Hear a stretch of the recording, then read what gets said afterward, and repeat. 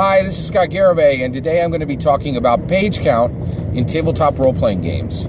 So, I think there's a misunderstanding in tabletop role-playing game design today that more pages is better, and I really think this is fundamentally wrong, right? So, and I think one of the reasons why people get this confused is, it's easy to get confused. The idea is that more is better,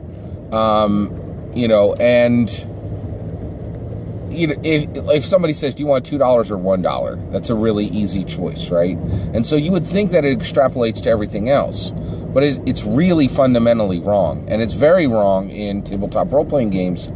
And I think, and I do have a lot of sympathy for people who have gotten this confused, right? So, and the reason why is, again, it's non-intuitive. This is absolutely non-intuitive. Intuitively, you would think that more is more, right? But nowadays, I truly believe less is more. And in tabletop role-playing game design, the smaller your game book is, the better. And here's why, okay? One, we now live in an age of abundance, right?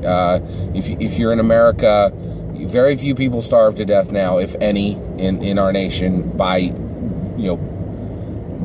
if anybody starves, it's usually by choice, right? There are people who don't get food, but often they're choosing to do that. And they're, all over, there are places where you can get assistance, right? And so we truly live in a time of abundance. And I just talked about the most basic of needs, right? For like media, we're at a point of saturation there, video games, books, music. We're at an absolute point of saturation. I think the supply outweighs the demand, right? And tabletop role-playing games are definitely in this same space, right? So one of the things that's happening is, if you can deliver, a 50-page tabletop role-playing game, a game that's playable in 50 pages, or you can deliver one in 500 pages. Now, and those numbers aren't pulled out of the air, okay? Fate Accelerated is 50 pages, and in my opinion, continues in many ways to be the gold standard of tabletop role-playing game design. It's free, it's 50 pages long, and you can play almost any adventure with it. It's incredibly hard to beat for tabletop role-playing game design, right? And it's almost impossible to beat for value, right? And every new tabletop role-playing game that comes out is competing against it, so what are the 500-page beasts, right? That's on the Pathfinder side, right? Starfinder was 500 pages long, and the Pathfinder core rulebook is 500 pages long, right? So these numbers aren't just pulled out of anywhere, right? So I truly believe if you can deliver a 50-page tabletop role-playing game, you have done a far better thing than if you delivered a 500-page role-playing game. And the reason is why is growing the hobby and building the hobby, right? We want system mastery. We want people to be interested in mastering the systems we play, right? But if you have a 500-page rulebook, core rulebook, and that's where your game starts, right? That can be problematic because the only people willing to master that level of content is a specific subset of tabletop role players. And that gets really problematic because the longer your game is, you guarantee you get the same players, right? So the same players who are really, really into Pathfinder are likely to find Starfinder interesting and are likely to really like games with a lot of source books like GURPS or Rifts, right? I think you would get some overlap between Rifts and Pathfinder, right? Whereas if you have a game that's 50 pages long, it opens much, much wider the door to people who are willing to come in and master your game, and you can have more people playing with mastery at your table if you have a 50-page game, because the people willing to master 50 pages of rules is a much, much, much wider, swath of people than the people willing to master 500 pages of content. Now, the reason I am talking about this today, so that's my point, is it's not a big deal to create a 500 page tabletop role playing game.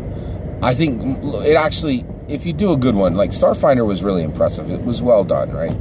But I'm less impressed with 500 pages of content than I am, that's really a skin or a clone of existing games, than I am a 50-page book that really revolutionizes the principles that are used to accomplish tabletop role playing.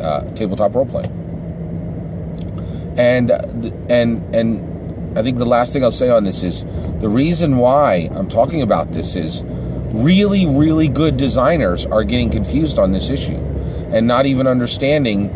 It's so easy to get confused on this. Perfect example is Tiny Dungeon. Okay, so Tiny Dungeon came out a few years ago. Tiny Dungeon 1E. I own that. It's really excellent. It's 24 pages long. It's a really fun little D&D redux. Really nice, right? They kickstarted it, and Tiny Dungeon got kickstarted for $66,000, right? The people who did Tiny Dungeon 2E. So 2E Tiny Dungeon 2E got kickstarted for $66,000, right? And so the thing that was really fun and wonderful about Tiny Dungeon is it was a dungeon. It's a game that lets you, go dungeon adventuring, and it's tiny. It's just really like fun and snappy, and it's like a snack-sized tabletop role-playing game. It's really unique and special, right?